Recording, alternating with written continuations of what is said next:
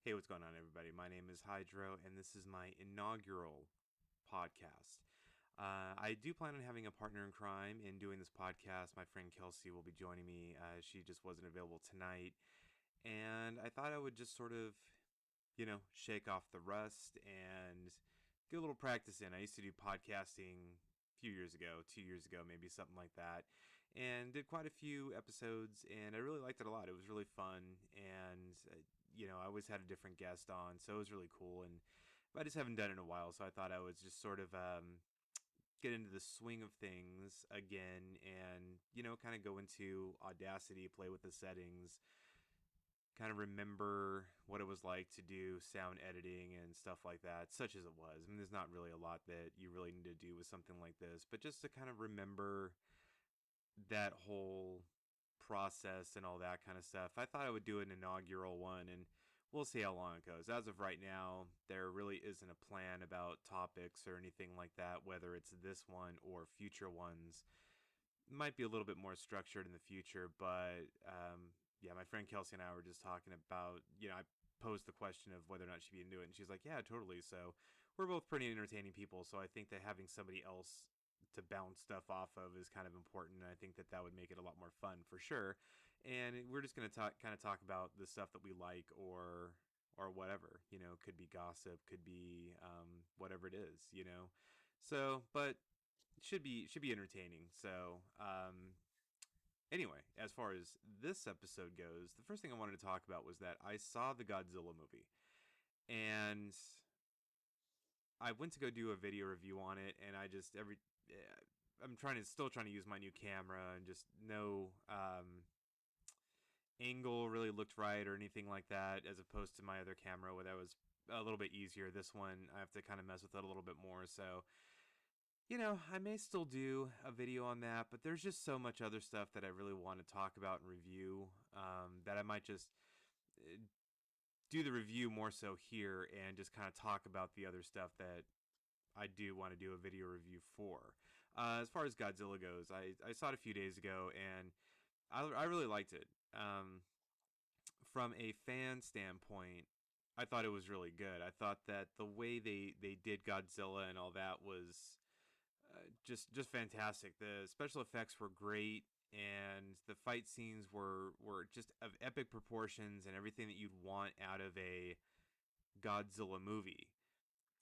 But I think that it's definitely not a perfect movie, and there's definitely room for improvement. And one of the things that could have definitely been improved on is the fact that the majority of the story is about these humans, and more specifically, this one family.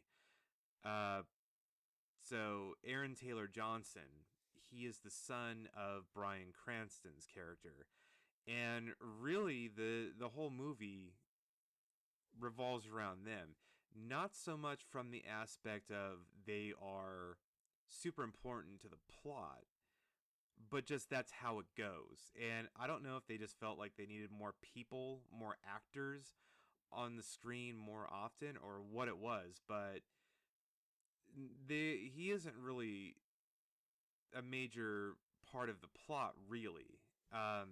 It's one of those things where it's like if you took him out of the equation, yeah, there's some things that happen that would have been really rough had he not been there. But at the same time, it just, to me, I think Hollywood just needs to stop taking actors out of these movies. It's like we're not going to see Toy Story because Tom Hanks is doing the voice of one of them, or Tim Allen is doing the voice of the other. That's not why we're going to see it. We're going to see it because it's this really, really well done, great story. The CG is just amazing, and you just love all the characters and all that kind of stuff. So I don't understand why they feel like they need a human actor on the screen at all times. I just don't get that. So this movie really suffers from what I call Transformer-itis, in that, much like Transformers, it should have been about the character who the movie is named after, and not so much about everybody else. That's one thing that I'll never understand. It's a Godzilla movie, yet Godzilla was only in about a third of the movie. It's about an hour until you actually even see Godzilla, and then when you do, it's such a tease. Like, they just take it right away and cut to something else, and it's just like, really? I was really looking forward to finally seeing his fight scene after an hour, and then you're just gonna take that away from me.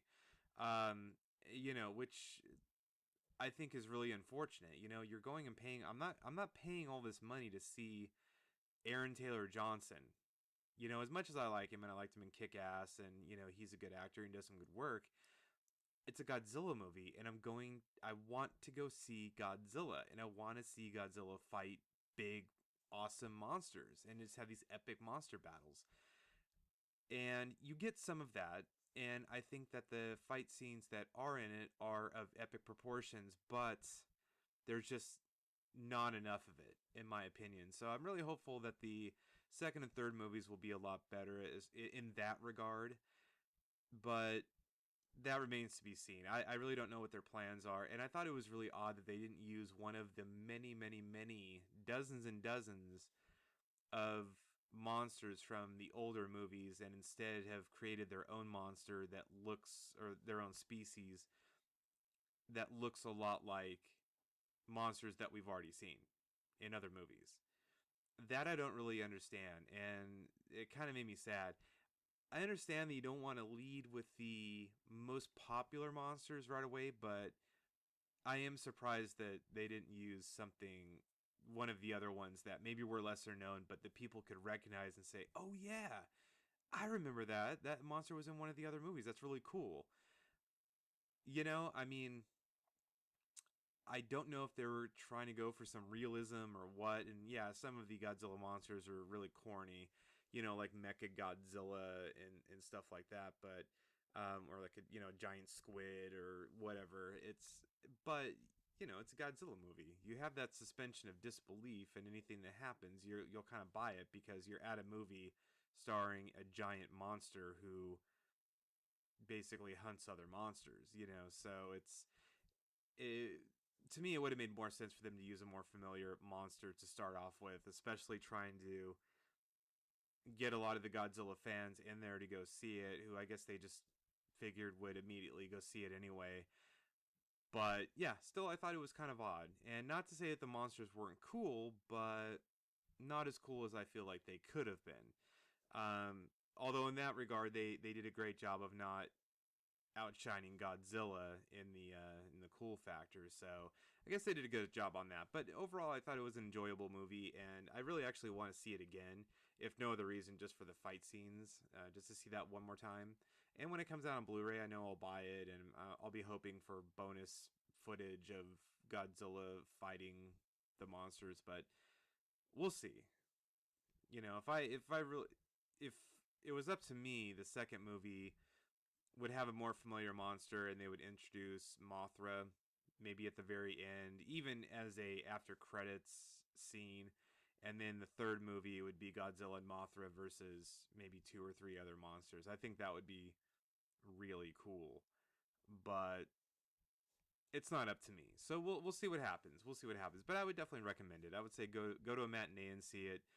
See it for as cheap as you can. Don't maybe pay top dollar to go see it. I think that it was well made, but maybe not worth the $15 or whatever, however much it is with the 3D. That's a little expensive. But one thing I do want to do a review on, though, is I got a Low Pro camera bag. It's the Low Pro AW102, if anybody really wants to know those numbers. But it's a camera bag, and it is a fantastic camera bag. I had seen other reviews on it, and I was just like, huh, looks like a really nice bag. And the one I was using is a little big, a little bulky. This one is what they call a sling pack, and it's great. It's just one strap over the shoulder, across the chest, and you can throw a lot of gear in there, especially if you're somebody who does a lot of street photography and things like that, where you're not taking a ton of stuff with you. It's great. So I really want to do a review on that, because I think that it's something that, as a photographer, I really like that kind of product where clearly a lot of thought went into it and they really got a lot of feedback and used that feedback to make a great product. And I think it's something that other photographers would really be into. And if they hadn't ever heard of it, like I had never heard of this company, but apparently they're really popular, they would value the information. So, I think everybody who subscribes to my channel, I'm sure is subscribed for one reason or another. And most people are probably subscribed because of the vape reviews, but I'm about other stuff than that, and hopefully people understand that. I like movies, I like music, I like photography, I like other types of art, I like gadgets and things like that. So really, I want my channel to be stuff that I'm really into and stuff that I really like, that I think is a great product, and get stuff out there. So it'll be more than just one thing. I think that I follow all kinds of people that are just one thing, and I think that there's other people like, I don't, if you guys know who Ty Moss is from Ty's Eye Help. He reviews, yeah, mostly Apple products, but then he'll review video game systems, he'll review Samsung products, he'll review all these other things too. And I always thought that was really cool, that I'm subscribed to his channel because I like what he has to say about all this stuff, and that he's really into all this techie stuff, and I can find out about new products and things like that, and it's not just one thing. Whereas I might subscribe to a like B&H photography for just photography tips and products and things like that. So that's sort of a specialized thing. Or I'll subscribe to, Grim Green or Rip Trippers or something like that, who's strictly doing vape products. So I have like there's like a channel for everything. But for me, I like a lot of different things. So I want to bring that to my channel. And I mean, if I end up losing a lot of subscribers because of that, then that sucks. But I understand. It's like I've had the same problems with channels that I've subscribed to. Anybody out there who watches a lot of Call of Duty videos, or just video game videos in general. There were plenty of people who I used to subscribe to, like Sean Hutchison. You know, he or Hutch, as he goes by. I subscribed to him for years, and once he stopped playing Call of Duty, then I was sort of like, well, I don't really. And he started vlogging and doing all these other things. I was just kind of, well, I can't really go along with this ride, because there's so many other great people that are doing Call of Duty videos that I can just watch theirs. Same thing with CNanners, arguably one of the most popular people ever on YouTube. And when he stopped doing the Call of Duty videos, then I was kind of like, I'm just not really interested in any of the games that he's playing anymore. So I'm just kind of, so I'm just not going to subscribe anymore. So I totally get that. I totally understand. I think that this is sort of a channel transition in a sense, where previously I was really, really into, the whole vape thing, and I had companies sending me products, and it was, got to the point where it was sort of effortless. Every week I would have at least a couple of emails of people wanting to send me stuff, and I'd be like, cool, here's my information. As soon as I got it, I would do a review on it. And I mean, I wish things had worked out with that, and the companies would continue to send me products, and I would happily review them. But that's just not really the way it works out. And I'm not the kind of person I'm not the guy who's going to approach other companies for stuff. It's really not that big of a deal for me that I need to reach out to other companies and ask if they would be interested in me doing a review for them. Because really, it's like I said in one of my videos, it's like I have all the setup I need. I know now the easiest companies that I like, and I stick with them. I have the setups that I like, and I stick with that. And I'm even though I am buying new stuff, it's just one of those things where this isn't a job for me. I have been doing this for a while, and I only do it for fun. And I'm to the point now where, before I felt like it was an obligation. I was obligated to do one or two videos a week of vape products, and some of the stuff I did buy just for the sake of a review because I felt like I needed to do that. Like I had to do that. And just to keep the channel going and keep everybody happy. But really, what I forgot was that I started doing this all for fun. And the whole reason I started my YouTube channel to begin with was because I wanted to do vlogs. And I wanted to just talk about subjects that were important to me or that I thought was interesting because I love talking. I love getting other people's opinions on things. I like sharing my opinions and all of that. And I thought that it would be a good creative outlet to be able to do stuff like that. And I never went into it thinking that I was going to be reviewing anything, but it just so happened that I did a few vape reviews that got really pretty big, and just kind of thought, well, I guess that's what the people like, so I'll just keep doing that. So, I mean, obviously the other videos that I've done haven't got nearly as much love as some of the other ones that were more vape related, but I got to do for me, I got to do what makes me happy and what I want to bring to my own channel. You know what I mean? Nobody's running this channel but me.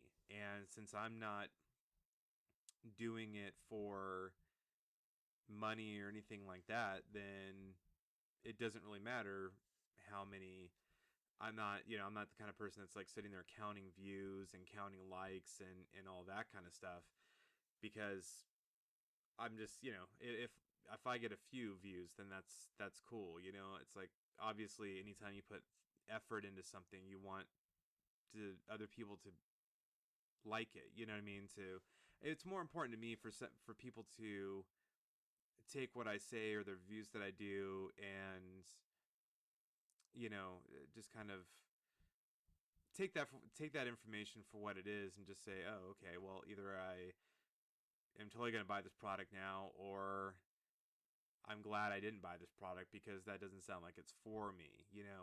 It's just really just trying to get information out there and sharing with everyone what I'm into, what I like, the things that I think are really cool, and meeting like-minded people.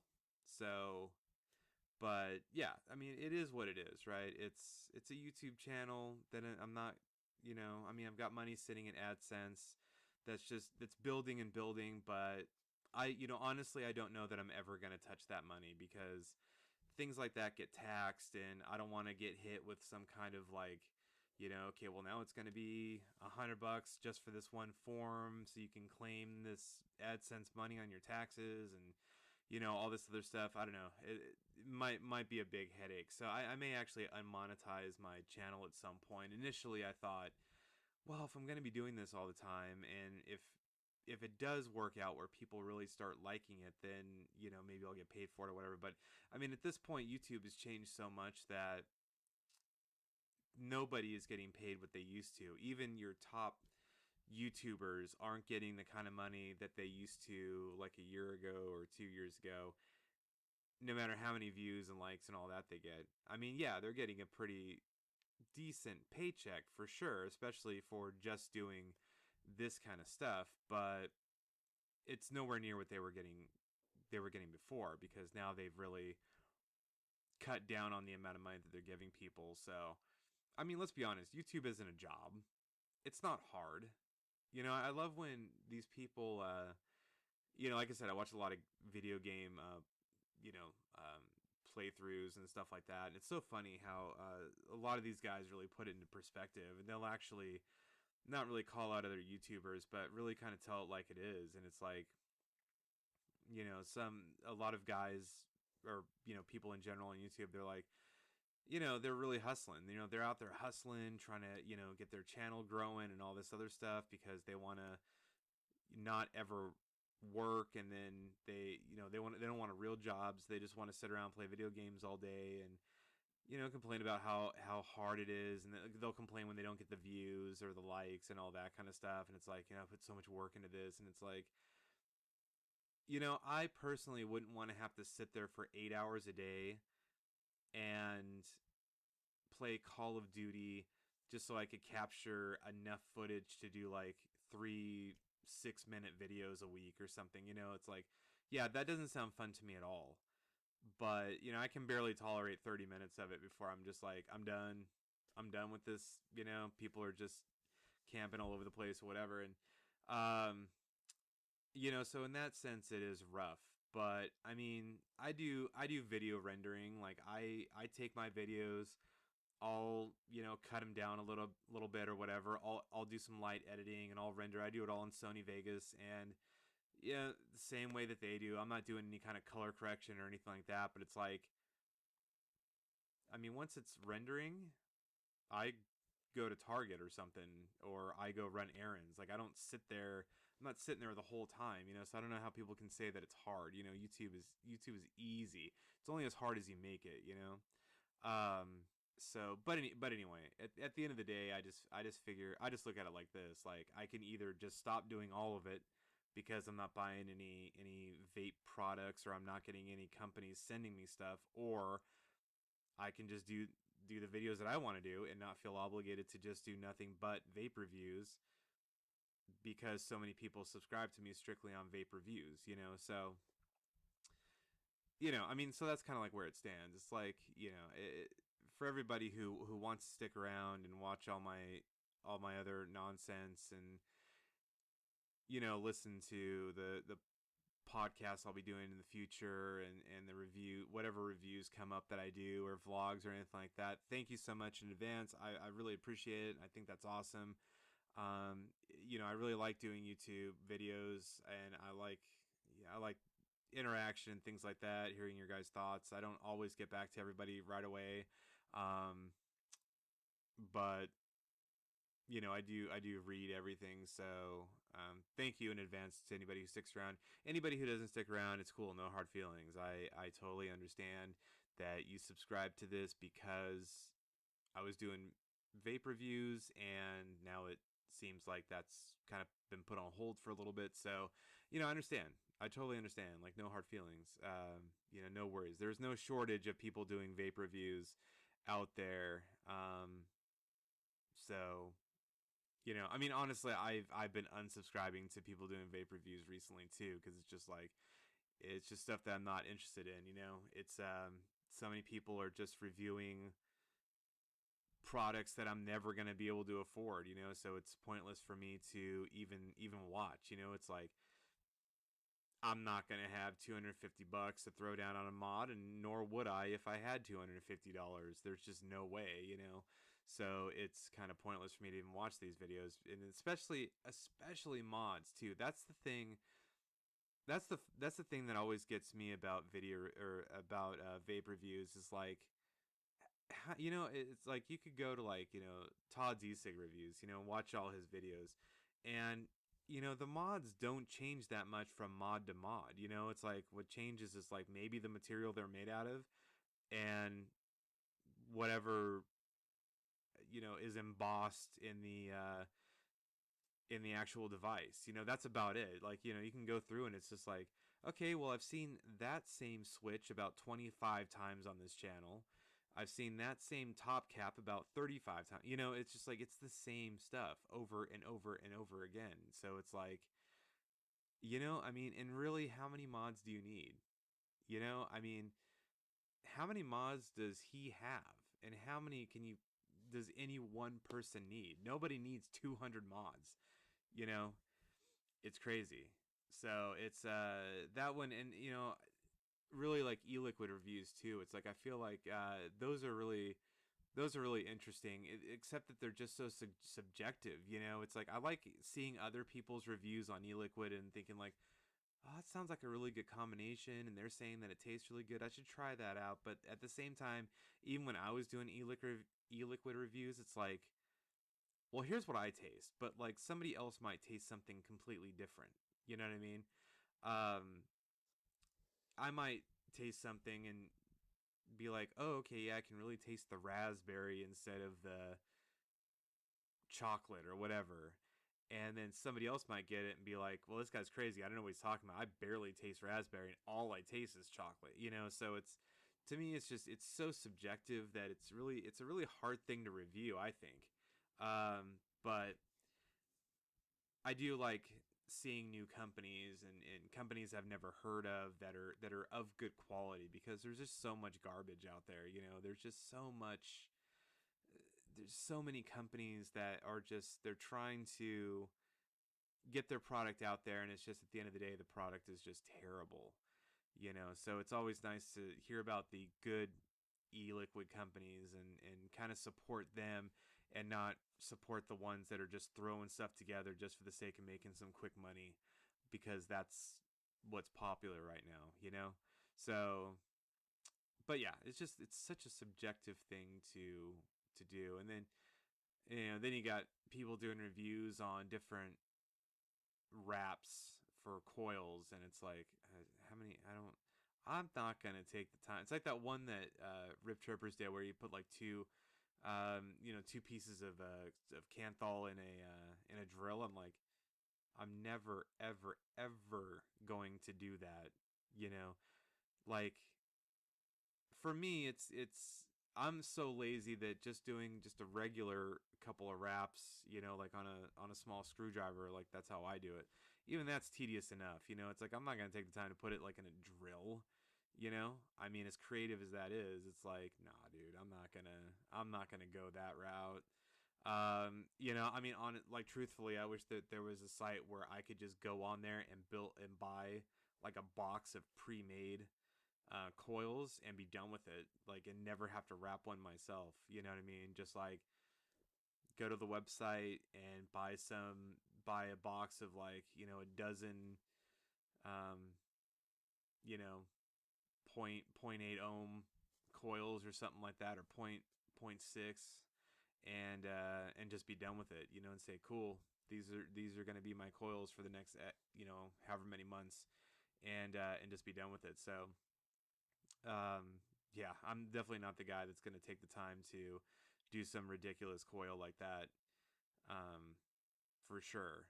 So, but yeah, that's a whole different subject. That's a whole rant on reviews in general. And I will say, reviews aren't the easiest thing to do. I mean, it's, you really, even if you're sitting there and you're writing stuff down, you're taking notes and all that kind of stuff, and you're trying to get as much info out as you can, you always kind of miss something, and look back at the video and say, like, oh man, I really wish I would have mentioned this or this or this.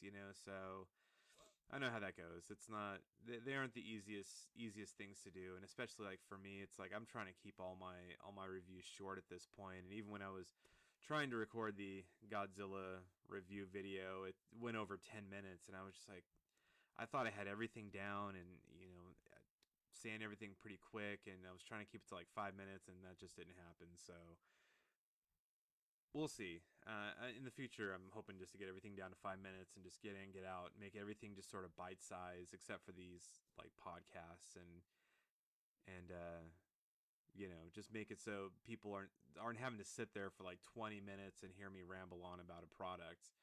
But yeah, so that Low Pro one, I definitely want to do a review of. There were a couple other things that I wanted. I mean, I do really want to do a review of the new camera that I bought. The only bummer is I'd have to record it with a different camera, so which I'd want to show off the video quality. So I might splice a couple videos together and say, all right, here's the review. The last 30 seconds is a video of like the video quality from the camera or something like that. But yeah, it's a really nice camera, and I really like it. So yeah, look forward to more things like that. Just as I get stuff and I think it's great, or if I get some I think it's terrible, there's going to be more of that on this channel than anything else. But anyway, so we're looking at almost 30 minutes on this inaugural podcast, so I'm going to go ahead and end it right here. So I will be doing more of these, and I'll probably be putting them on iTunes at some point once I found podcast hosting site and signed up for that and all of that. But in the meantime, I'll be putting this on my YouTube channel so people can listen to it or not. Give me some feedback, stuff they maybe want to discuss, hear about different topics that they want to hear about or whatever.